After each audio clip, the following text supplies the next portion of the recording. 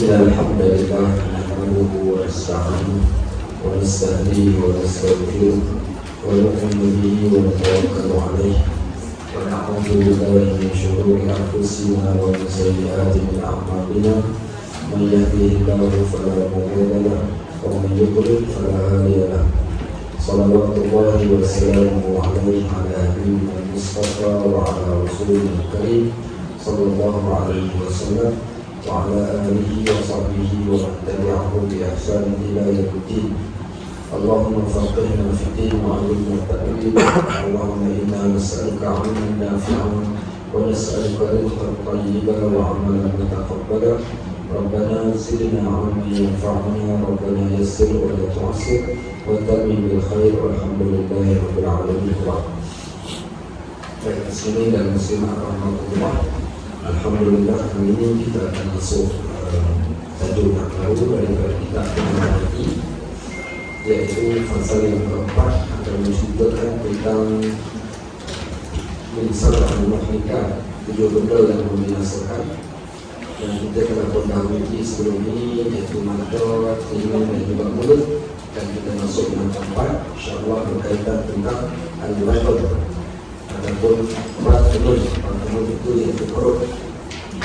Baik, qala al-musannif rahimahullah dalam berkata dalam kitab ini, wa nafa'na bi'ulumihi fi darain, mudah-mudahan kita dapat manfaat ilmunya dunia dan akhirat. Fa'lam anna Allah Ta'ala ja'ala batnun, ketahuilah sesungguhnya Allah Subhanahu wa Ta'ala telah menjadikan bagi kaum perut. Kalau tak ada perut itu belak. Perut ini adalah salah satu benda yang Allah jadi. Dan perut salah satu daripada perkara-perkara yang boleh menjadikan al-muhlikat. Al-muhlikat ini maksudnya kerosakan kepada manusia disebabkan kerana perut. Baik, kerana beberapa faedah keagamaan, walau bagaimanapun Allah jadikan perut sebagai satu nikmat pada manusia dan ada faedah untuk agama dan walau ba'wa min al-dunya, dan juga beberapa faedah daripada keduniaan. Baik, so kita dah dapat faham pada peringkat pertama atau penalam yang kata perut ni dia ada faedah untuk akhirat dan dia juga ada faedah untuk dunia. Hidup manusia ni antara dua sahaja, sama ada besar dan pahala, dunia dan akhirat. Maka bagaimana kita menggunakan segala nikmat yang Allah bagikan pada setiap benda yang Allah sampaikan, Allah jadikan untuk manusia, itu akan ada soalan yang akan ditanya di hadapan Allah. Nabi SAW satu ketika, di antara salah satu amalan yang Nabi SAW biasa buat, iaitu membawa balik dan membawa pulang di kalangan para sahabat yang miskin dan susah ke rumahnya pada setiap hari, hampir setiap hari, dan dibahagikan kepada para sahabat, iaitu orang-orang miskin, terutama ahli sufah yang ada di Masjid An-Nabawi, untuk dibawa mereka balik ke rumah. Apa tujuannya? Untuk diberi makan. Sampailah satu hari, satu riwayat menceritakan Nabi SAW buat balik beberapa orang sahabat sampai kat rumah ni, tanya isteri dia, isteri dia tak ada makan. Jadi mereka pergi ke rumah seorang sahabat yang bernama Abu Zar Al-Ghifari. Abu Zar Al-Ghifari ni dia tu dia kambing, jadi dijamu mereka dengan makan kambing. Ketika saat sedang makan, maka kata Nabi SAW, summa la tus'alunna yawma idzin 'anil na'im. Kemudian Allah akan tanya setiap seorang daripada kalian tentang nikmat yang kalian telah perolehi. Kata salah seorang sahabat, ya Rasulullah, kambing yang kami makan. Ya, kambing yang kamu makan juga akan ditanya oleh Allah Subhanahu wa Ta'ala. Maknanya di sana nak digambarkan pada kita betapa dahsyatnya apa yang masuk dalam perut akan ditanya balik. Allah Subhanahu wa Ta'ala akan tanya. Disebabkan itulah menunjukkan betapa perut ini boleh menghasilkan kebaikan pada seseorang dan boleh menghasilkan dosa. Cukup lagi, boleh kat depan sekali pun boleh, nombor 2 pun boleh, kat tengah ni pun boleh. Pilih saja yang mana mau. Okey, yang tu ambil saya orang. Okey, belajar. Pilihan yang bijak. Okey, baik. Sekarang kena bijak memilih macam-macam kalau ada. Saya tak kata dia. Okey, baik. Sambung balik. Adapun faedah agama, sesuatu benda ni bila kita nak bercakap ni, kita pilih yang agama dulu baru kita pergi kepada dunia. Termasuklah dalam dunia, maka ada sesuatu dalam dunia sebabnya kan. Adapun faedah agama, maka perut memberikan kepada seluruh badan bantuan daripada benda yang telah dihadap dalamnya, daripada makanan kepada darah. Baik, bila kita katakan apa faedah perut pada agama ni? Kerana bila seorang tadi itu dia makan, yang dia hadap dalam perut ni, dia akan pergi kepada darah. Baik, kemudian daripada darah ni dia akan bertukar menjadi tubuh badan yang isi, menjadikan dia gemuk, menambahkan isi dia, termasuk juga menjadikan benih yang ada dalam tubuh badan dia, iaitu air mani, yang dengannya mendapat anak dan meneruskan zuriat manusia. Sebab itu hari ini apa yang kita buat kita dapat balik, termasuklah benih. Benih kita ni kita tanam, maka kita dapat sebagaimana apa yang ditanam. Tanam padi dapat padi, tanam pokok kelapa dapat pokok kelapa. Begitulah juga dengan manusia. Baik, maka dengan sejahteranya segala anggota perut seperti jantung, limpa, paru-paru dan perut besar, sejahteralah segala badan yang lain daripada segala penyakit yang menghalangkannya daripada menunaikan segala ibadat dengan sempurna. Apa dalil yang paling terbaik nak ceritakan topik ini? Di sana ada satu hadis. Hadis ini datang daripada seorang sahabat. Ketika dia meriwayatkan hadis ini, dia berusia 8 tahun. Ketika dia meriwayatkan hadis ini, dia berusia bukan berusia. Ketika Nabi SAW wafat, dia berusia 8 tahun. Siapa nama dia? Apa nama dia? Kakak dah lupa dah. Bukan Ibn Abbas. Ibn Abbas 9 tahun ketika Nabi wafat. Subhanallah. Hadisnya innal halal bayyinun wa innal haram bayyinun wa bainahuma umurun mushtabihat faman ittaqa syubhat faqad istabra li dinihi wa 'irdihi karra'an yar'a hawla al-himar yushiku an yarta'a fi ala inna fil jasadi mudghah idza salahat salaha al-jasadu kulluh wa idza fasadat fasada al-jasadu kulluh ala wa hiya qalb. Satu hadis yang panjang datang daripada seorang sahabat Nabi ketika baginda wafat, beliau hanya berusia 8 tahun. Apa nama dia? Ada lupa dah. Apa dah kita hadis 40? Tak ada. Tak ada. Lupa dah. Dia lama tak baca hadis ni, dia dah lupa dah. La ilaha illallah wa sallallahu alaihi wasallam. Dia siapa nama sahabat ni? Kena ingat juga, lagi tak ingat nama tu pasal tak puas hati. Tak puas hati. Apa nama sahabat ni? Subhanallah. Okey, tak apa, kita jalan ke saat ni kita cerita nama tu. Jadi Nabi SAW sebut dekat kita ni, halal itu terang lagi nyata, haram itu terang lagi nyata. Di antara yang halal dan yang haram ni ada benda yang syubhat. Baik, apakah benda yang syubhat tu? Benda syubhat ni apa maksud? Perkara syubhat, benda yang dinamakan dengan benda syubhat. Apa dia syubhat? Syubhat. Apa dia syubhat? Syubhat ni adalah perkara yang samar-samar dan kita tak tahu halal atau haram. Orang bagi halal, kita halal. Halal pun tak, haram pun tak, kita tak tahu. Maka benda tu dinamakan asyubhat. Tak tahu kita ni apa hukum yang sebenarnya. Baik, bila dah sesuatu benda tadi itu kita tak tahu, apa kita nak buat?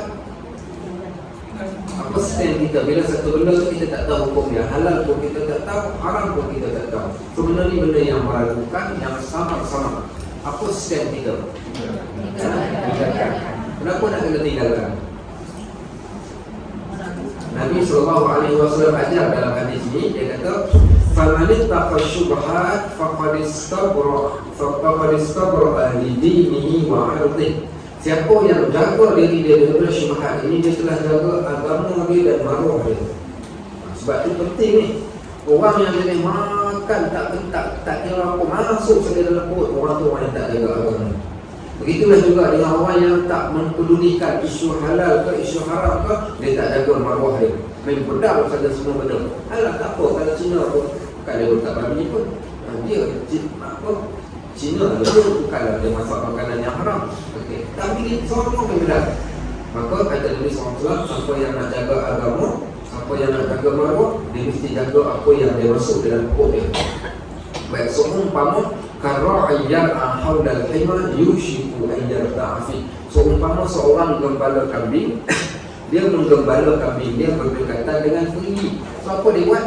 Dia akan jaga kambing dia supaya kambing ni tak jatuh dalam perigi tersebut. So dia tak akan dekat. Dia tak akan dekat dengan perigi tadi. Perumpamaan ini Nabi SAW sebutkan tentang soal halal dan haram. Arti apa yang kita masuk dalam perut kita. Apa kesannya? Sambungan daripada hadis ini Nabi kata, ala inna fil jasadi mudghah. Dalam diri manusia ni ada pula seketul daging. Wa idza salahat salahal jasad kulluh. Kalau baik seluruh anggota. Wa idza fasadat fasada al-jasad kulluh. Kalau rosak seluruh anggota. Ala wahiyal qalb. Ketahuilah itu dinamakan hati. So sekarang ni apa yang masuk dalam perut ni dia akan bertukar. Daripada masuk ke perut akhirnya dia akan pergi kepada hati. Bila pergi kepada hati, dia pergi kepada mana pula? Hati ni seumpama satu jantung, satu bateri ataupun satu penggerak yang akan pergi ke tangan, pergi ke mata, pergi ke telinga. So apa yang kita makan, dia akan menjuruskan kepada apa yang kita akan buat. Sebab tu dia kata dekat sini, daripada apa yang telah dihadap di dalamnya, daripada makanan, dia pergi kepada darah, dan darah kepada air mani yang akan menghasilkan zuriat kepada kita. Zuriat yang terhasil daripada memakan makanan-makanan yang haram, maka sudah pasti dia akan pesan pada zuriat mereka. Lepas tu disebut salahul abna bi salahil ajdad. Kebaikan anak-anak pada hari ini datang daripada kebaikan untuk nenek mereka, datang daripada orang yang berada atas daripada mereka. Disebabkan itu ada satu kisah yang besar. Pernah dengar tak nama Imam Al-Haramain? Pernah dengar? Imam Haramain, Imam Masjid mana? Pernah dengar? Masjid KBN tu? Imam Madinah? Imam Al-Haramain salah seorang tokoh di dalam mazhab Imam Syafi'i yang hidup di zaman tabi'in dahulu. Imam Al-Haramain, dia bukan Imam Masjid. Imam Haramain ni kalau sebut nama imam, dalam ketika kita belajar ni menunjukkan dia di antara tokoh-tokoh imam mujtahid yang hidup pada zaman dahulu. Baik. Dia ada anak, nama anak dia Al-Juwaini, atau juga nama jadi imam juga, Imam Al-Juwaini. Dia pesan dekat orang rumah dia kata, orang rumah tu dia kata, my love, dia kata, apa pun yang berlaku, dia kata, jangan masukkan sebarang makanan daripada luar rumah ni ke dalam mulut anakku ni. Qadarallahu wa ma syaa fa'al. Satu hari berlaku, isteri dia jatuh sakit, dia pula bermusafir. Pembantu rumah dia ni, khadam dia ni, susukan anak dia dengan susu dia sendiri. Akhirnya bila dia balik, dia tahu kata anak dia telah disusukan oleh pembantu. Dia apa dia buat? Dia angkat kaki anak dia naik atas, kepala ke bawah, dikoreknya dalam jari dia ke dalam mulut anak dia supaya dia muntahkan kembali susu itu tadi. Bila ditanya pasal apa dia buat macam tu, dia kata kerana aku takut barangkali mungkin pembantu aku ni ada makan makanan daripada luar sana yang akan memberikan pesan kepada anak aku nanti. Sampai begitu sekali mereka jaga dalam bab makanan. Kerana daripada makanan itulah yang akan menjadikan perilaku keadaan kita pada masa yang akan datang. Baik, sebab tu dia kata perut ni ada kaitan tentang agama. Jangan kita ingat dia biasa-biasa sahaja, bahkan di dalam perut ada kaitan dengan agama kita. Dia kata lagi, maka dengan sejahteranya segala anggota perut seperti jantung. Kalau dah jantung sejahtera, sebab semua datang bila makan ni, dia akan pergi ke jantung, dia akan pergi ke limpa, dia akan pergi ke paru-paru, dia akan pergi ke perut besar. Maka nescaya sejahtera dan segala badan yang lain daripada segala penyakit yang menghalangkannya daripada menunaikan segala ibadat dengan sempurna. Sebab itu orang dulu-dulu dia melihat, apa dia melihat? Bila mana sampai ke satu tahap ni kita rasa sukar nak buat ibadat, rasa susah nak buat melakukan sebarang ketaatan, maka mereka akan cek pada beberapa benda. Kalau seorang tu hidup dia susah, ada saja masalah dalam kehidupan dia ni, hidup sempit, masalah bertimpa-timpa, ujian yang datang, kadang-kadang ujian yang tak tertangguh, dia datang mengadu dekat kita, bagaimana cara kita nak cek. Bila orang yang ada masalah dalam hidup ni, dia boleh cek melalui beberapa scan. Kita boleh scan dia dengan beberapa perkara. Scan yang pertama adalah scan solat. As-solat. Selepas daripada as-solat, kita scan kat apa? Okey, yang kedua, al-walidain. Sekejap lagi kita terang. Al-walidain. Okey, as-salat. Yang ketiga, okey, selepas daripada al-walidain ni, okey, kemudian lagi pula ar-rizq. Ar-rizq, rezeki. Okey, baik. Yang keempat, apa dia? Al-dhulm.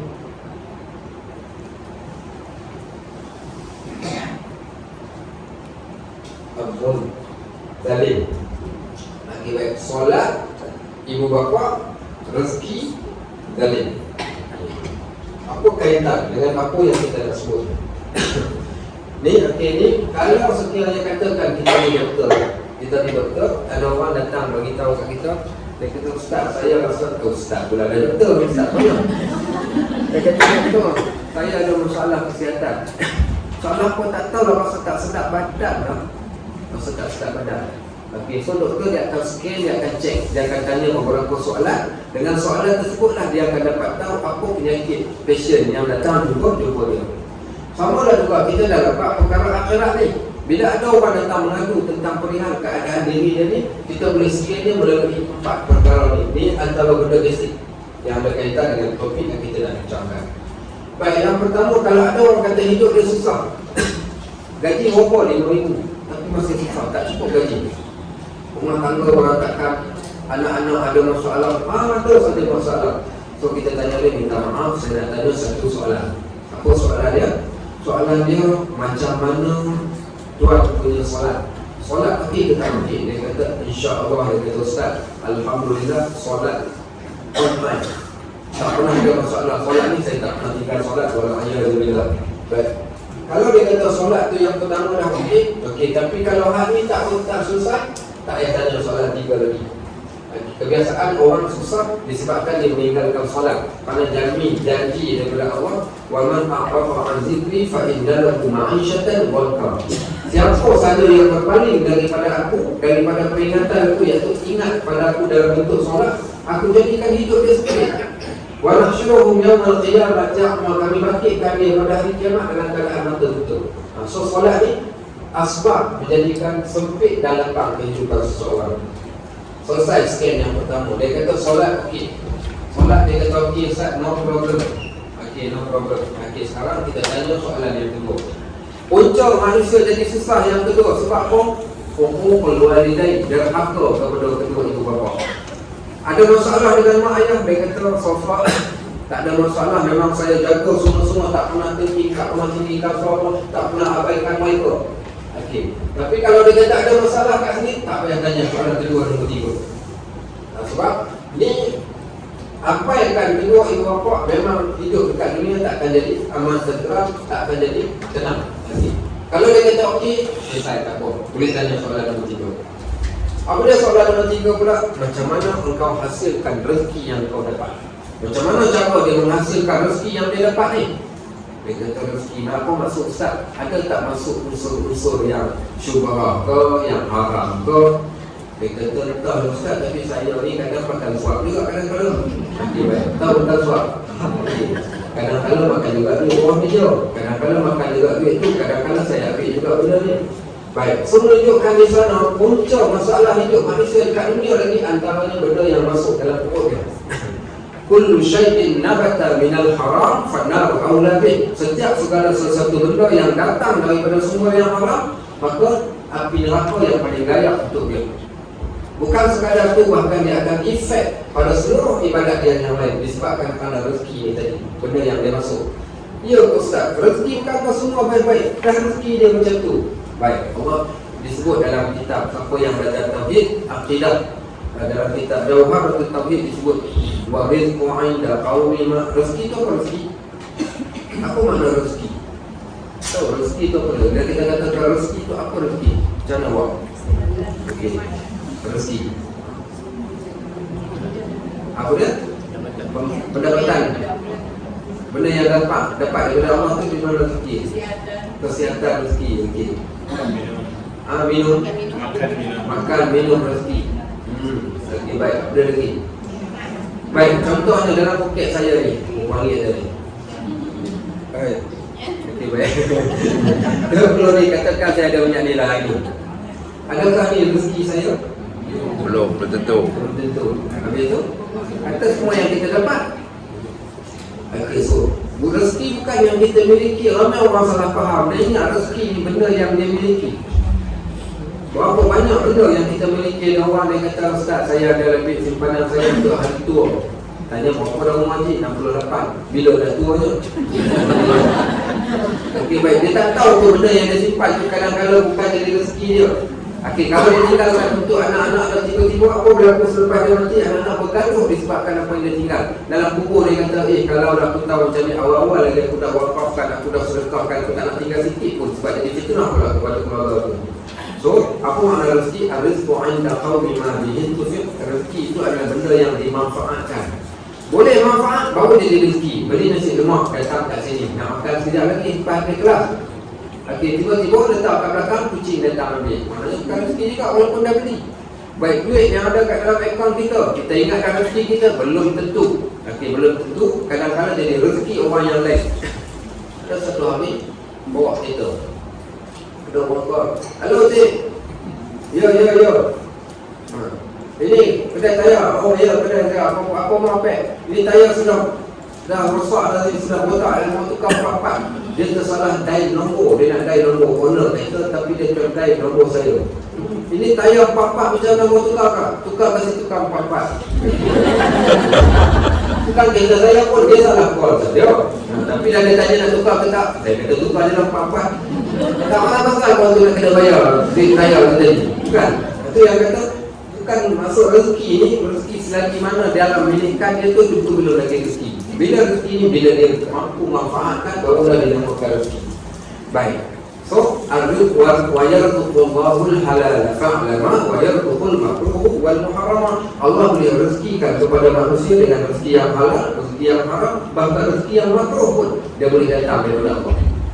Semua yang manusia dapat ni, sama ada halalnya, haramnya ataupun makruhnya, dia dinamakan sebagai rezeki. Kalau haram, rezeki haram. Kalau makruh, rezeki makruh. Kalau halal, rezeki yang halal.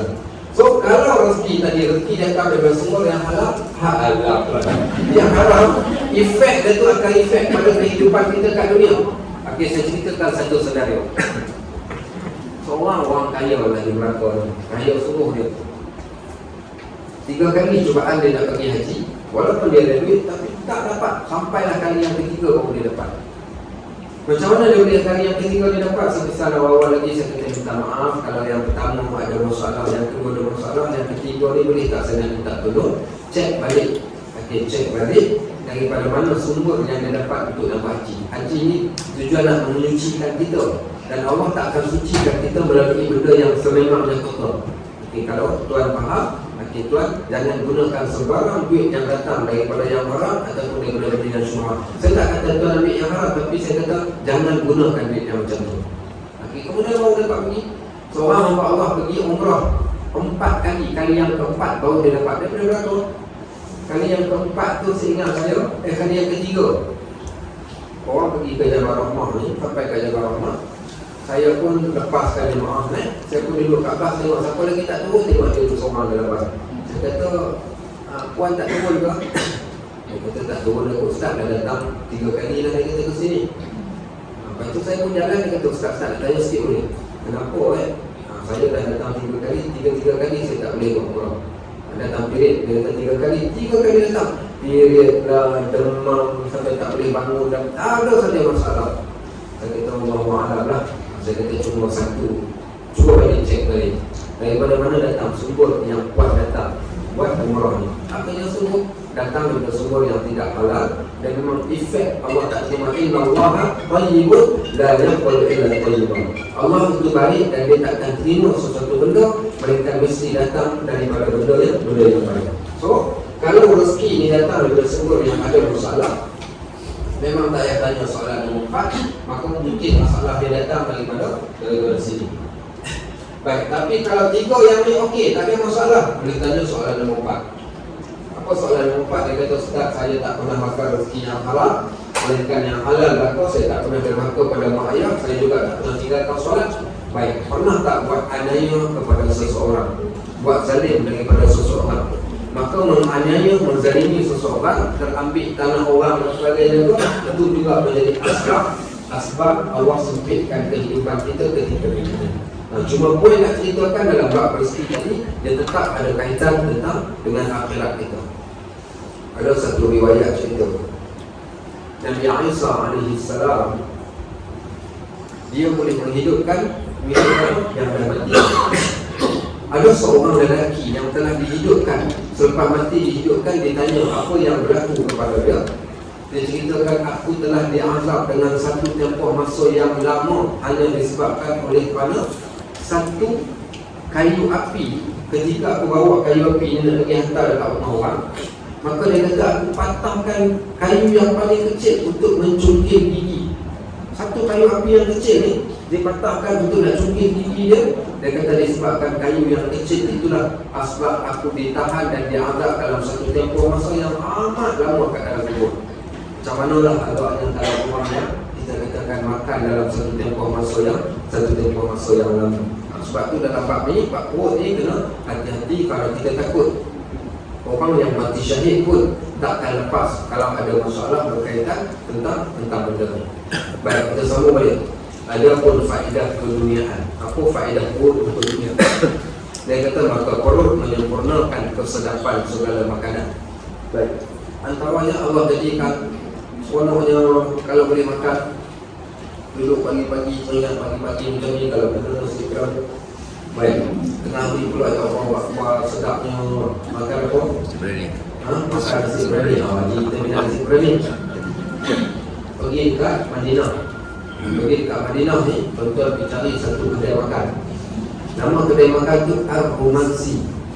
Siapa pernah pergi Ar-Romansi? Cakap dengan satu kedai makan dekat Mekah pun ada, di Madinah pun ada. Nama kedai makan Ar-Romansi.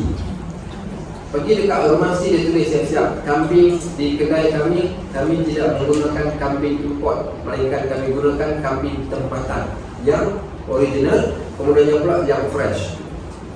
Order nasi Arab kambing. Bahagian mana kita nak, kita beritahu. Nak makan 4 orang, ambil separuh kambing.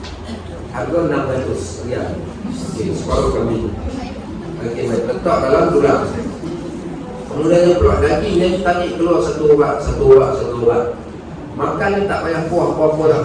Impus, buah dalam mulut. Nak telan rasa sayang, rasa sedap. Okay. Lepas tu dah habis dah makan, dah tersandar dah. Order pula satu benda lagi, dia panggil kunafah. Pernah dengar kunafah?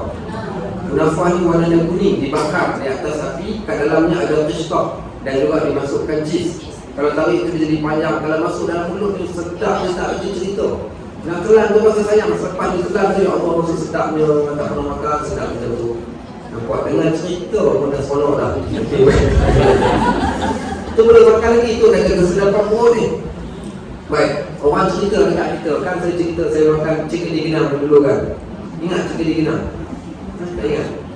Tak pernah cerita kat sini. Saya ada seorang sahabat kulit hitam daripada Burkina Faso. Dia dari Burkina Faso, tapi kulit hitam, hati bersih. Baik sangat-sangat dengan saya. Ketika belajar kat kelas ni, dia duduk kat sebelah saya. Sebab dia baik sangat, saya kata satu hari nanti kalau aku masak kat rumah, aku jemput kau datang kat rumah makan masakan makanan kami. Tetap hari itu saya buat special. Tahu apa buat? Ketayak. Ketayak buah kelapa tu pakai kelapa. Bukan kelapa tu lah, kelapa kering kan. Kelapa kering tu dia jual kelapa kering tu. So buat inti dia. Kemudian balok-balok letak warna hijau. Ada warna kuning, ada warna merah, tak warna lah, jauh-jauh warna. Nanti dia pun makan sedapnya, dia kata insyaAllah, dia kata aku nak balas balik kebaikan kau. Satu hari nanti, kalau aku ada duit, aku akan bawa kau datang ke rumah, makan makanan yang paling sedap. Okay, makanan apa? Nanti aku beritahu. Hari raya, dia jemput saya datang. Dia buat jamuan kat rumah. Dia pergi kat rumah. Bila pergi kat rumah ni, tengoklah apa yang betul dia masak. Dia tanya masakan apa? So umpama ada kari, ada nasi. Dia kata makanannya, nama dia kami panggil kat negara kami kat Burkina Faso ni chicken di Genang. Jadi cabut dan cabut. Sikit lagi nak. Kita subhanallah lain macam kau punya masakan. Masuk dalam mulut, tapi bila masuk dalam mulut ni saya nak telan tak boleh telan. Sebab apa? Nasi itu dicampur dengan ikan. So digaulkan dengan ikan, jadi dia punya honey dia tu kan dia masuk. Ada makan dengan kuah kari ke kuah macam tu lah. So makanan tu jadi. So menunjukkan makanan ni benda yang menjadikan manusia semua. Disebabkan perut ni dia ada nafsu dia. Nafsu perut, mata ada nafsu mata, telinga ada nafsu telinga, mulut ada nafsu mulut, termasuklah perut dia ada nafsu dia. Nafsu perut ni keinginan untuk bersedap-sedapan. Disebabkan mana nak bersedap itulah kadang-kadang orang akan menipu, orang akan mencuri, orang akan khianat, orang akan ambil barang orang. Sebab apa? Sebab kerana nak kesedapan perut kita ni. Sebab tu perut ni walaupun kita nampak biasa semata-mata, takkanlah kita nak masuk benda yang haram. Bukan soal tu. Disebabkan teringin dan terunjuk dengan sesuatu benda yang kita minat, akhirnya kita tak dapat dengan cara yang halal, kita akan pergi dengan cara jalan yang halal. Sebab tu dia kata faedah dunia ni perut menyempurnakan kesedapan segala makanan.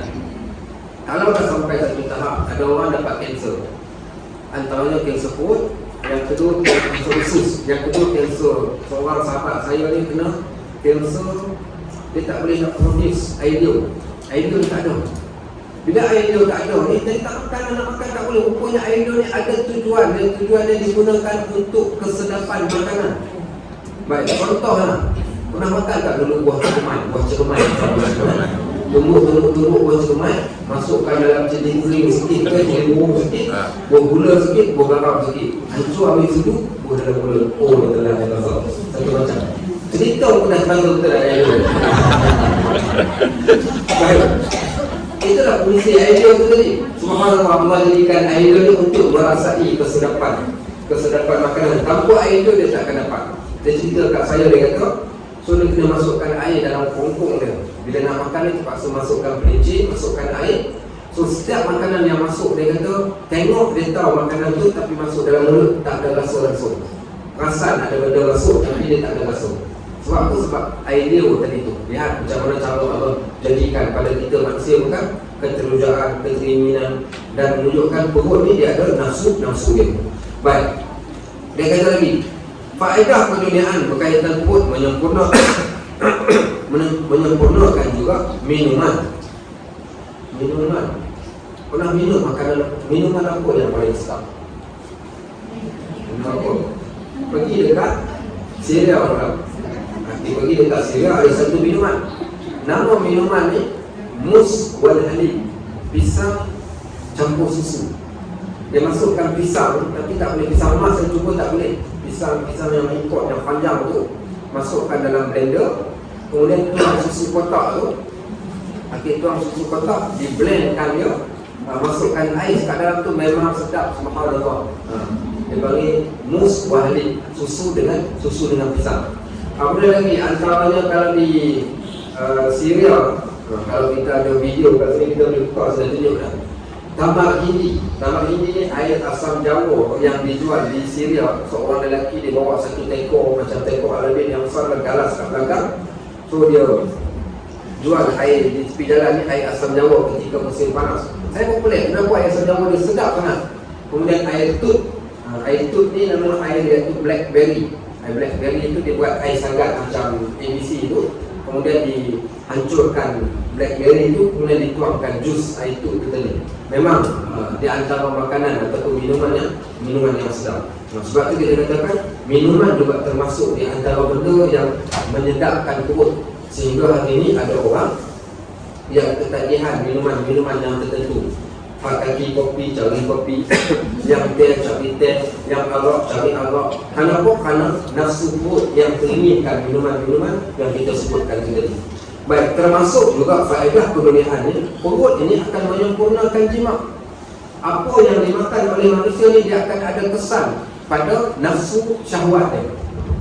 Sebab tu di sana, negara Arab ataupun beberapa orang yang jenis suka makan. Sebab tu saya ingat saya waktu saya kerja di Penang ni dengan seorang non-Muslim, jadi India Kristian. Tiap-tiap hari dia akan beli 2 surat khabar, satu The Star, satu Metro. Saya tak minta tapi dia suka beli. Dia tanya kenapa, siapa yang baca Metro ni? Dia kata untuk you lah, dia kata I baca The Star. Dia kata bukan orang Melayu suka, orang Malaysia suka baca Metro. Saya kata saya tak suka pun. Dia kata you tengok abang cerita kenapa orang Melayu banyak kes rogol ni, kes-kes yang seksual ni. Dia kata sebab you punya surat khabar banyak suka cerita pasal itu, sebab itu benda lah dia kata. Itu satu. Yang kedua, orang Melayu lah yang paling suka makan atau minum jenis-jenis ubat-ubat kuat. Tongkat Aldi lah, Kacik Fatimah lah. Tak pernah mana negara kita pergi jumpa ada jual air Kacik Fatimah atau tongkat Aldi kat letak dalam peti air macam air tin yang lain. Tapi kat Malaysia ada. Ada orang pergi dekat Mekah ni tiba-tiba orang pergi Mekah cari Tuhan, cari nikmat hidup Tuhan, dia pergi kat Mekah dia cari benda lain. Dan ada orang jual. Okey, ibu-ibu, saya alam saya sudah jadi mutawawisnya. Saya mau tanya sama ibu-ibu, siapa ibu-ibu yang membeli itu ubat durian, ubat durian. Okey, baik, dia jual ubat durian. Campur ubat durian lagi pula, dia jual lagi pula. Apa dia Kacik Fatimah? Kita pun tak tahu macam mana. Kenapa tongkat Ali, Kacik Fatimah? Siapa tahu kenapa ada dua nama? Tongkat Ali dengan Kacik Fatimah. Kenapa? Unsur apa kalau ada nama Ali dengan nama Fatimah ni? Unsur Syiah. Okey, unsur Syiah. Kalau ada nama Ali dengan nama Fatimah, confirm itu adalah unsur Syiah. Baik, sehingga dinamakan tongkat Ali. Yang mana tongkat Ali Kacik Fatimah tak pernah ada dekat negara yang lain, tapi ada dekat Malaysia saja yang kenal. So menunjukkan kecenderungan orang Malaysia. Saya ingat saya Indon tadi tu yang jual kat Tabas tu. Dia jual satu benda lagi yang buah apa tu yang kalau buah suriat kot, kalau rendam dalam air yang dia kembang ke ni kecil, yang buah apa tu? Buah suriat ke? Nanti Apa? Baik. Jadi saya tanya dia, saya kata kat mana Pak Ustaz, di mana ambilnya barang ini? Dia kata nanti dekat Basra'ah, nanti ada Arab yang jadi supplier. Baik. Dia tak tahu kata saya boleh cakap Arab. Saya tak jadi mengetahui. Waktu tu saya dijemput ikut sekali jemaah umrah ni. Terus saya buat diam saja dalam bas. Sampai dekat tempat tu saya pergi jumpa dengan Arab yang jual. Arab kulit hitam. Aku nak tanya kau betul-betul, kau cerita dekat aku, siapa orang yang makan semua benda yang kau buat? Dia kata Indonesia sama dengan orang Malaysia saja. Orang Arab bukan makan tak? Dia kata Arab mana makan ni semua. Saya kata kena tipu habis lah korang. Tunggu, orang Malaysia saja yang beli. Baik, dia dah datang daripada Malaysia pergi dekat sana. Tiba-tiba dia tak doa pun dekat Allah supaya anak dia dapat zuriat, tapi dia pergi cari benda-benda yang macam tu dan dia percaya pula pada benda tersebut. Lepas tu yang kita katakan kadang-kadang termasuk dalam bab ni, makanan yang kita makan ni dia akan ada pesan pada benda tersebut. Ada orang dia cari ubat kuatnya dan sebagainya. Tak pula cari dia, ada tak Ustaz ubat kuat pergi masjid? Kalau lah ada macam tu, kita pun tak tahu tak, belum lagi ada orang buat.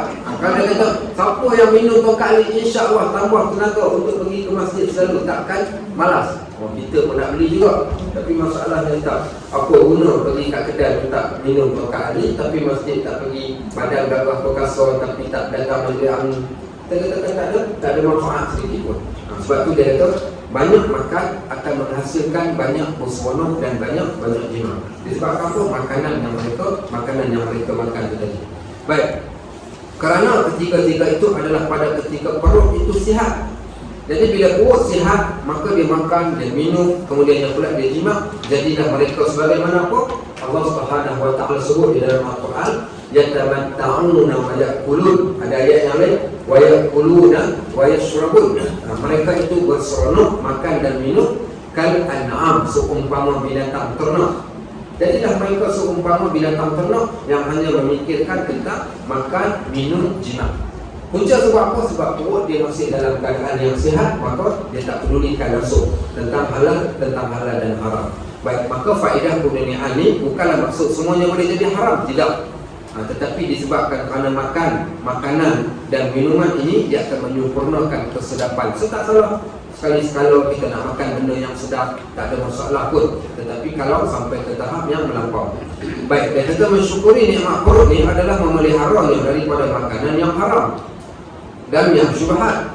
Artinya yang tiada diyakini halalnya dan tiada diyakini haramnya, dan memeliharanya daripada bersangatan kenyang.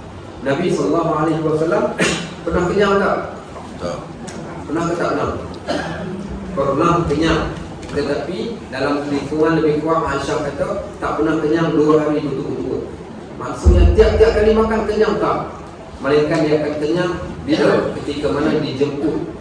Bila mana dia dijemput, dijamu makan, maka pada waktu tersebut dia akan makan sampai kenyang. Adapun ketika dia makan di rumah dia tak akan makan sampai kenyang.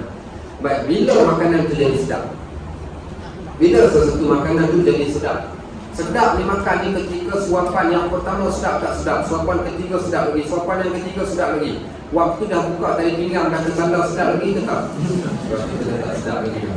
Sebab tu tinggalkan makanan ketika sedap itu ada satu nikmat tapi susah nak buat. Waktu tengah sedap tu dah tinggal. Ambil 3 mulut tinggal. Dia akan terngiang-ngiang, ingat. Tapi kalau dah makan, saya ingat saya pergi ceramah dekat Penang. Sampai ceramah malam. Tapi pagi itu sampai pergi makan gulai ikan semilang di Kuala Kurau, Perak. Lepas selesai solat subuh, kawan dah cuit. Dia kata tak tunggu doa ni. Dia kata kan nanti tak sempat. Lepas subuh terus dia buka orang nak keluar dah. Lepas subuh tak sempat dah doa sebab dah makan gulai ikan.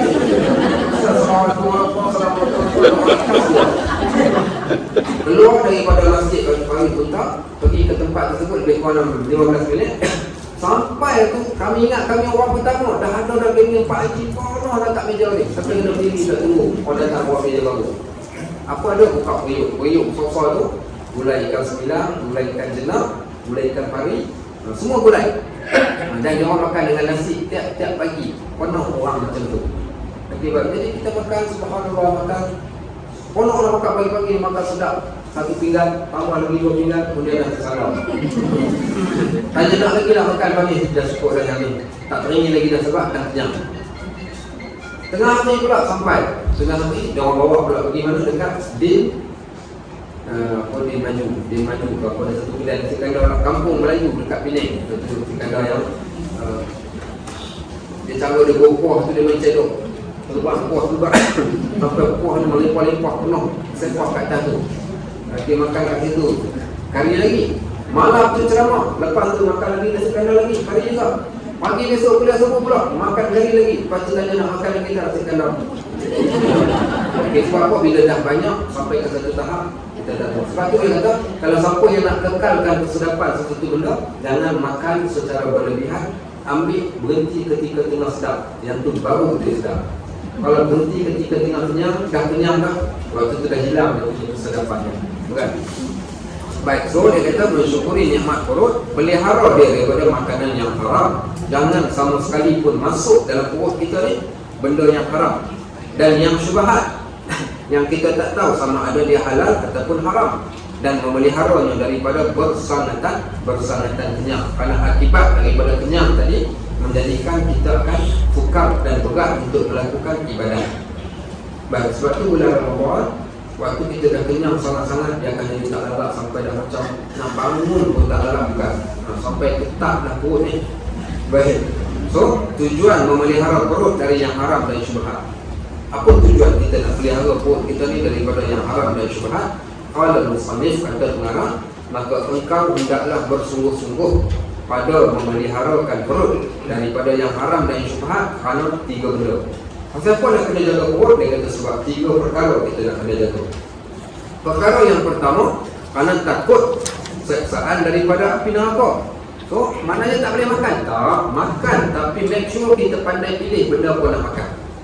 Makan yang halal, jangan makan yang haram. Makan yang jangan melampau-lampau, makan yang agak sederhana, jangan sampai tak makan. Baik, apa hukum makan? Wajib, harus, makruh dan boleh pergi ke haram. Contoh bertanya, Ustaz, apa hukum makan nasi? Apa hukum nasi? Sunat ke? Haram ke? Makruh ke? Setiap orang tak sama. Kalau macam Ustaz, kalau macam guru, macam saya, wajib kena makan nasi. Kalau orang yang dah guru, okey baik, sunat makan nasi. Okey, harus makan nasi. Kalau orang yang kita katakan pantang nampak nasi, dia akan makan berpinggan-pinggan, sekali makan 13 pinggan, yang tu kita kata dah sampai haram, kerana memudaratkan diri. Wa idza anfaqu lam yusrifu wa lam yaqturu. Allah kata Kalau kamu berbelanja, even makan sekalipun, jangan melampau. Walau yaktu, jangan juga terlalu kurang. Wakana baina zalika qawama, ambillah yang berada pada pertengahan. Baik, yang ketiga. Yang ketiga, apabila nak makan, okey, tadi kita katakan pilih yang halal daripada yang haram. Kemudian jangan melampau. Yang ketiga, apa tujuannya? Setiap benda makanan yang kita nak makan tu kena tengok juga siapa orang yang sediakan makanan kita ni, kerana dia ada kesan. Dan apa makanan yang kita nak makan. Salah satunya dia kata, makan boleh tapi kena jaga kerana asbab makanan boleh terkena seksaan api neraka. Apa makanan yang boleh menyebabkan kita kena seksaan api neraka ni? Iaitu makan makanan yang bukan hak kita, ataupun mengambil hak orang untuk dimasukkan dalam perut kita. Kerana di sana ada satu ayat surah An-Nisa. Surah An-Nisa ni cerita berkaitan tentang nafkah. Allah kata, innal ladzina ya'kuluna amwalal yatama. Siapa-siapa, mana-mana orang yang makan harta anak yatim zulman, secara zalim. Oh, boleh ke makan harta anak yatim? Boleh. Bila bolehnya? Kita pun jaga, kita ambil sedikit sebagai upah, ataupun sebagai, kita katakan sambil-sambil kita masak nasi dekat anak yatim, daripada duit dia, kita makan sedikit daripada apa yang kita masak, masih lagi boleh. Tapi kalau zulman ni kita tak berikan hak pada dia dan kita ambil hak dia, innama ya'kuluna fi butunihim nar, maka orang yang makan harta anak yatim sesungguhnya dia telah menelan api masuk ke dalam perut dia. Wasayaslawna sa'ira, dan mereka akan masuk ke dalam api yang menyala-nyala kelak. Okay, so awas daripada harta anak yatim. Ada orang makan harta anak yatim sekarang ni? Ada Ada. Macam mana cara orang termakan secara tak sengaja harta anak yatim? Apa boleh bagi satu contoh? Lepas kedui arwah. Pandai awak. Okey, baik. Okey, lepas menurut arwah, kadang ada orang buat menurut arwah, dia tak cermat. Kesilapan berlaku datang daripada ahli keluarga, dan orang yang datang pun tidak bertanya ataupun buat sambil lewa. Baik, contoh bila kita keluarga kita meninggal, katakan yang meninggal tu seorang lelaki, dia meninggalkan isteri dan anak-anak yang masih kecil, bawah daripada usia balik. Baik, kemudian apa dia buat?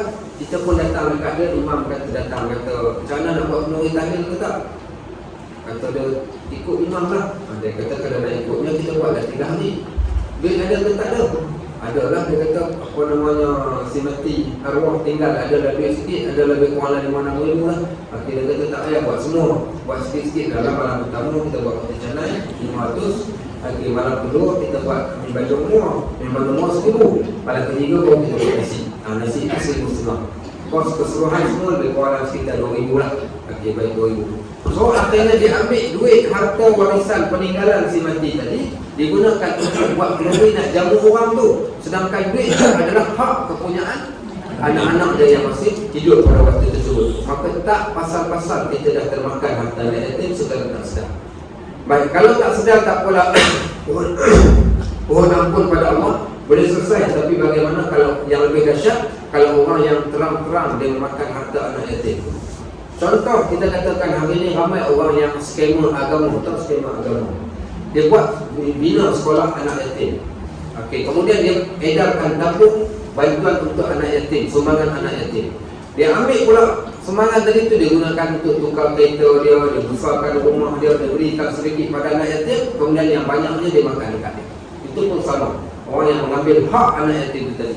Yang ketiga, macam mana boleh berlaku? Kalau siapa perasan 5, 7, 8 tahun yang lepas, isu BBIP buat hari sumbangan untuk anak yatim ni, dijemput anak yatim datang ketika bulan Ramadan, pergi ke hotel-hotel, pergi ke mana tempat nak bagi sumbangan. Baik, apa dia orang buat? Sumbangan yang diberikan sedikit, tapi kos daripada kutipan tu tadi digunakan untuk apa? Untuk menjamu BBIP-nya, makan buffet-nya. Anak yatim tu datang duduk semua kat tepi-tepi makan, ambil sendiri, sedangkan yang dilayan tu adalah BBIP tu tadi. Kadang kita tengok kesian. Sebab tu kena hati-hati betul siapa yang menguruskan harta yatim. Dia buat baik, saya besar ganjaran. Tapi kalau sekiranya dia zalim walaupun 1 sen sekalipun, maka dia telah memasukkan api kat dalam perut dia. Kisah dalam Al-Quran ada satu surah. Surah apa? Surah yang cerita pasal yatim. Wa-duha wal-laili idza saja ma wada'a rabbuka wa ma qala wa lal-akhiratu khairun laka min al-ula wa wala sawfa yu'tika rabbuka fatarda fa ammal yatima fala taqhar. Wahai Muhammad, ingat engkau pernah jadi anak yatim, maka jangan sama sekali engkau menzalimi, menengki, membiarkan anak yatim. Karena engkau juga berasal daripada anak yatim.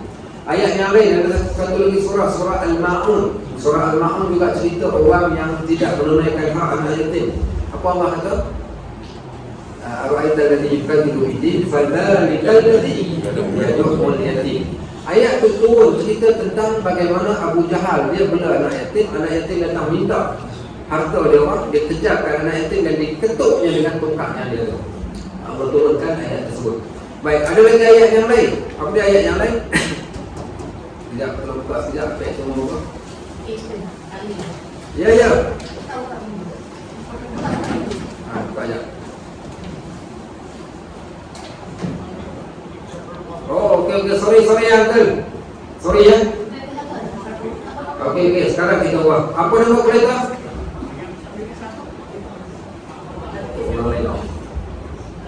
Siapa punya kereta? Mungkin tak?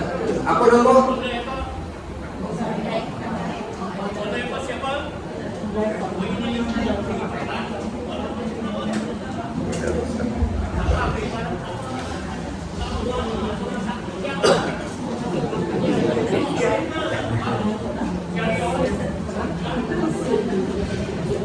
Okey, pengajaran. Di sana ada satu hadis Nabi SAW sebut, iyyakum wal julusa bil turqat, kamu dilarang duduk di jalan. Satu, juga dilarang kita menghalang orang daripada melalui jalan, sesama jalan. Termasuk dalam parking, bawa troli, supermarket ataupun duduk menyimbang kat tepi jalan. Tiada hadis Nabi SAW larang orang Islam ini daripada menghalang orang yang sedang lalu lintas di atas jalan. Pada larangan dia dalam hadis. So kena jaga. Baik.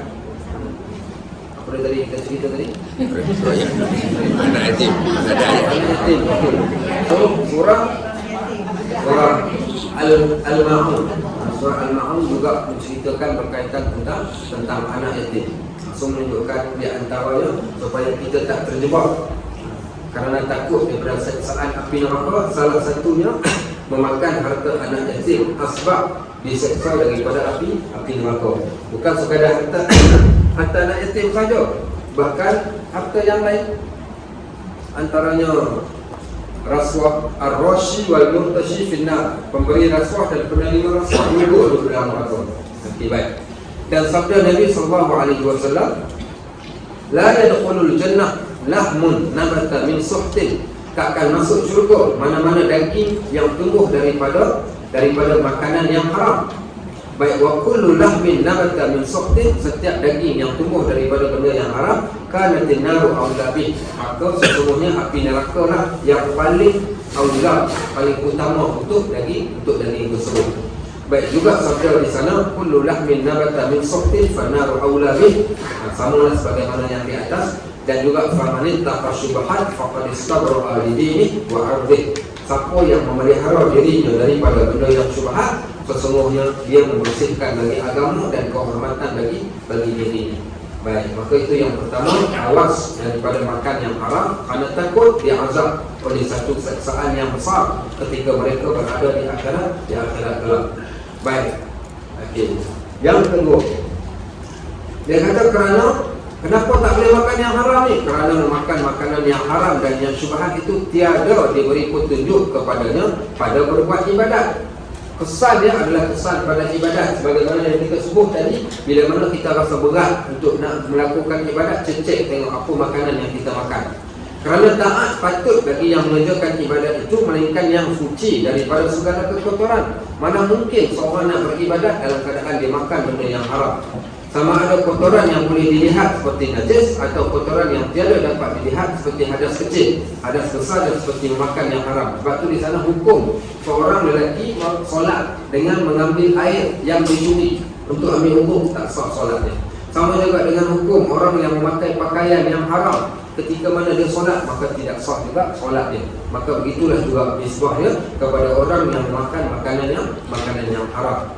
Dan yang ketiga, kata pengarang kitab, kerana makan makanan yang haram dan yang syubhat itu ditegah daripada mengerjakan kebajikan. Tadi buat ibadat, sekarang mengerjakan kebajikan, kerana mengerjakannya nescaya tiada diterima daripada sebarang kebaikan selagi mana dia datang daripada sumber yang haram, walaupun dia sedekah sebesar bukit Uhud sekalipun.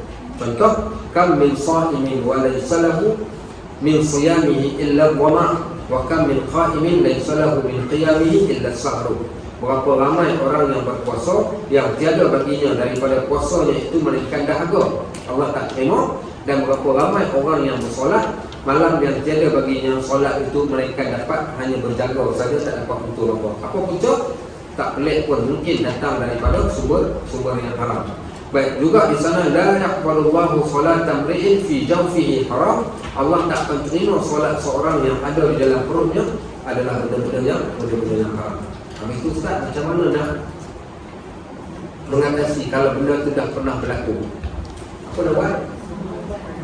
Bertaubat kepada Allah dengan sungguh-sungguh. Kalau sekiranya hak manusia, pulangkan sekadar yang seboleh-boleh. Pulangkan balik, itu saja cara, tidak ada cara yang lain. Yang ketiga, memperbanyakkan sedekah. Mudah-mudahan dengan sedekah itu akan memadamkan dan dapat menggantikan balik apa yang telah kita ambil. Walhamdulillahirabbil alamin. Kalau sekiranya ada apa-apa soalan kita tanya. Ada soalan? Mana kalau Ustaz, kalau kita mana macam berhutang dengan dia ke, kita tak dapat berhubung dengan dia lagi.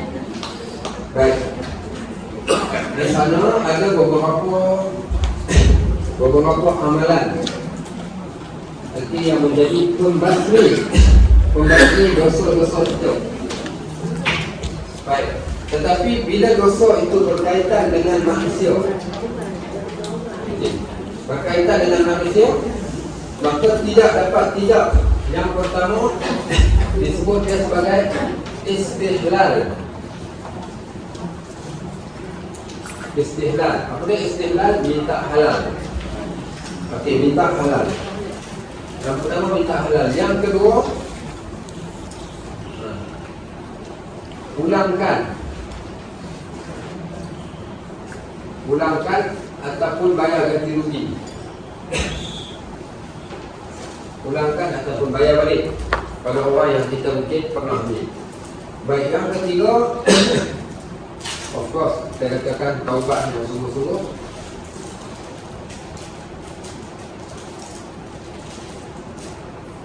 Okay, baik. Yang keempat, okay, baik, perbanyakkan sedekah.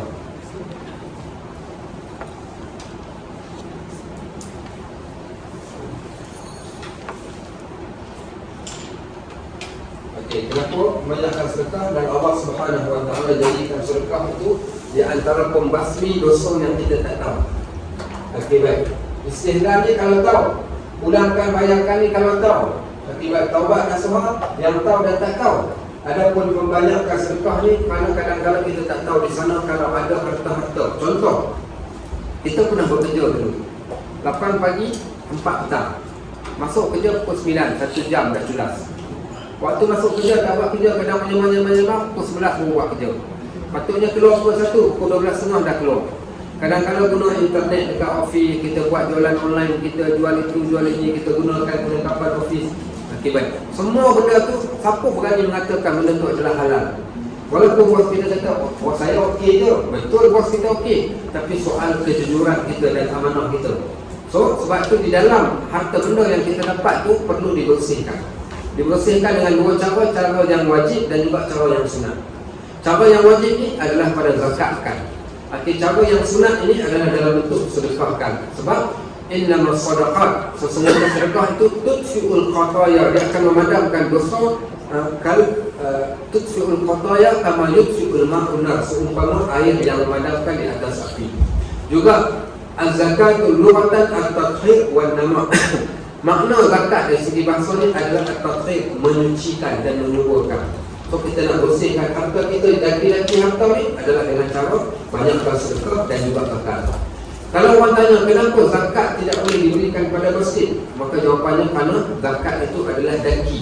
masjid adalah tempat yang kosong, maka tak layak bagi masjid tersebut untuk menerima wang zakat, melainkan sedekah sahaja. Sampai begitu sekali dibincangkan dalam hal. Okey, ada soalan lain? Ya. Yang nombor 2 tu macamnya kalau kita pinjam Tapi tak tahu dah cari lah. pulang kan nak kita bayar balik kan. Ha. Tapi kalau kita pinjam seseorang kita dah lama tak jumpa nak bayar balik kan tak jumpa. Tapi tak jumpa. Yang pertama usaha dulu untuk cari dia. Sampai dalam usaha dia cari kebetulan dia macam mana dia boleh berkina masuk. Kita pun tak tahu tapi dia jauh sangat. Yang tu tak apalah. Tapi selagi boleh cari, kena cari. Baik, kalau dah tak jumpa sangat kita bayar dermakan jumlah yang kita hutang tu tadi dekat mana-mana orang ataupun masjid ke apa. Okey, kemudian taubat pada Allah. Kalau sekiranya jumpa balik dengan orang tu, kita cakap dekat dia, boleh tak kita cakap, Pak Haji, saya beri Pak Haji, saya dah bayar kat masjid dah. Tak boleh, kena bayar balik dekat dia kalau dia jumpa. Kalau tak jumpa tak apa, tapi kalau jumpa, dipulangkan balik.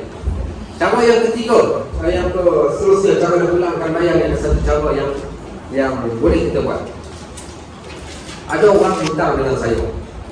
Nanti dia kata ada seorang yang Allah ni, dia kata, Ustaz, saya dah setahun tak balik ke kampung halaman. Raya ni pun saya tak boleh balik sebab tak ada duit. Mak saya suruh saya balik.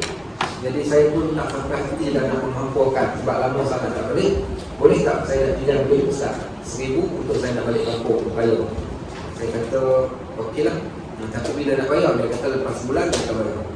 Saya bagi dia pinjam, lepas sebulan dia tak bayar. Tapi bagus dia mesej beritahu Ustaz, minta maaf saya tak boleh bayar. 2 bulan dia mesej lagi, tak boleh bayar. 3 bulan tak boleh bayar, sampai dia genap setahun, dia mesej lagi, dia kata Ustaz, saya masih lagi belum boleh bayar. Saya kata macam ni lah. Saya kata saya ada zakat. Okey, saya ada zakat, saya nak zakatkan. Maka dia kata 1,000 saya zakatkan zakat itu kepada dia, dan saya gantikan zakat tadi itu, dia tukar gantikan menjadi hutang. Maksudnya seolah-olah macam dia bayar balik hutang kepada saya itu melalui duit zakat saya tadi. Tukarkan hutang jadi zakat. Maka begitu juga dibolehkan. Dibolehkan. Orang yang ada hutang dengan kita, maka kita anggapkan zakat. Tapi make sure kita tahulah berapa jumlah zakat kita. Ditukar gantikan, dijadikan dia sebagai zakat. Kalau orang berhutang termasuk di antara asnaf. Ada seorang Allah pinjam duit dengan bapak saya ni, dia meninggal. Jadi bapak saya pergi jumpa isteri dia RM30,000. Isteri dia kata saya tak ada duit nak bayar dan tak ada benda yang saya boleh gadaikan untuk nak bayar. Kesian anak kamu dah meninggal dunia. Ingat, Ruhul Mu'min ta'allaqa ma baina samawati wal ardh hatta yu'ti adaina. Roh orang yang beriman ini tergantung di antara langit dan bumi sampai dah diselesaikan dahulu hutangnya. Ini kesan orang yang berhutang ni. Akhirnya kita pun kesian, kita pergi cakap, Puan, salahnya kita kesian dekat si mati. Isteri dia kata saya nak bayar dengan apa, saya betul-betul tak ada duit. Kebetulan waktu tu bapak saya kerja dengan Bin Laden yang Saudi tu kan, yang bersih masjid tu. Dia Bin Laden bayar zakat. Dia bayar zakat lebih kurang 2 juta lebih, dan baki ada 200,000 lagi tu dia bayar dekat bapak saya. Dia kata pergilah bagi dekat mana-mana orang miskin. Jadi dia ambil duit tu, pergi jumpa dengan orang yang hutang dengan dia. Dia kata okey, ni zakat, ada orang bagi zakat jumlah sekian-sekian ni, akhirnya saya bagikan kepada puan dan puan minta bayar balik hutang yang puan telah berhutang tu tadi. Akhirnya ditolak daripada zakat tu juga boleh dengan cara yang macam ni. Itu salah satu cara lah kita nak bantu. Bukan? Okey, best. Ya. Okey. Seseorang yang menjual, dia menjual berikan lebih agak rendah harganya. Tapi ada persetujuan antara dia. Itu macam ni. Okey. Kalau persetujuan dengan siapa? Pembeli. Okey. So dia ambil barang dekat pembeli tu, kemudian dia pergi jual kat orang lain. Tak, macam dia jual barang pada si pembeli tu, harga dia negatif kali ganda lah. Tapi pembeli setuju. Nah, begitu setuju tak apa, ada konsep. Jual beli ada konsep parawal Kalau ni. dia jual harga berbeza. Ya, okay. Kalau dia konsep parawal ni konsep reform merevoi di antara satu sama lain. Itulah konsep dalam jual beli Islam. Dia nak, dia boleh ambil, dia tak nak, dia boleh tinggalkan. Itu hak dia. Dia pilih untuk beli, maka harus dijual dengan berapa keuntungan tersebut. Baik, dalam Islam tak letakkan berapa keuntungan yang boleh. Cumanya Imam Nawawi kata salah saya yang cuba menetapkan seboleh-bolehnya dengan berdiri daripada 3 kali lipat, 3 kali ganda daripada harga yang asal. Ya.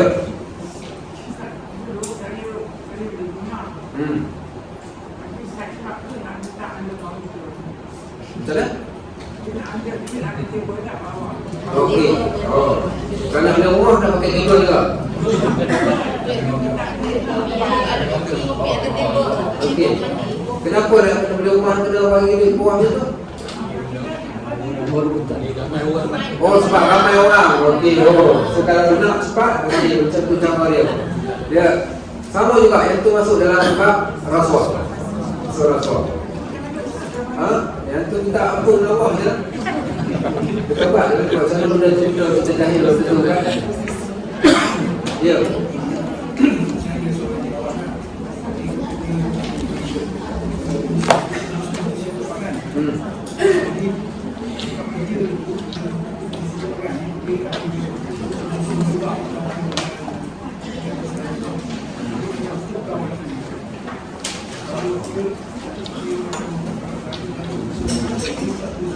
Batu.